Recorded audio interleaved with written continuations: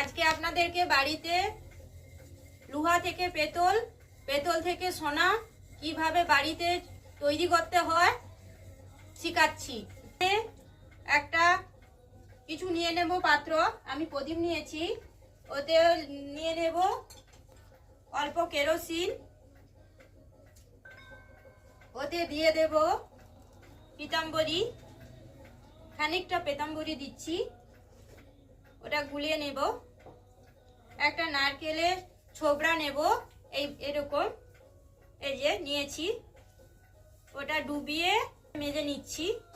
এটার অবস্থা দেখুন, একটু পরে দেখাচ্ছি এটার অবস্থা কিরকম কি হয়। এখন লোহা দেখাচ্ছে, তারপরে পেতল দেখাবে, তারপর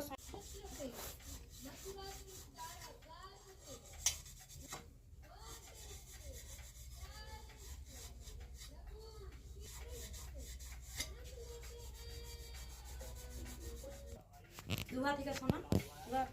দেখুন কিভাবে চকচক করছে। আমার জিলি সোনাকেও দেখতে হবে।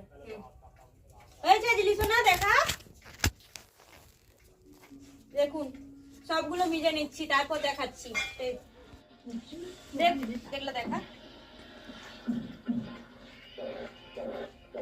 দেখুন সোনা লাগছে, সোনা সোনা লাগছে।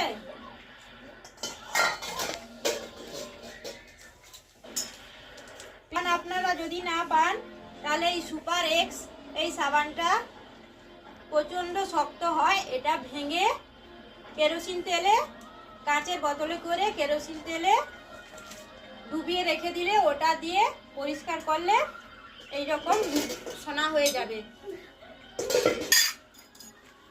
হাতটা এইরকম। ভালো লাগলে আপনারা দেবেন না, বেল আইকনটি অন করে দেবেন, তাহলে নোটিফিকেশন আপনাদের কাছে পৌঁছে যাবে। আমার ভিডিওটি দেখার জন্য ধন্যবাদ।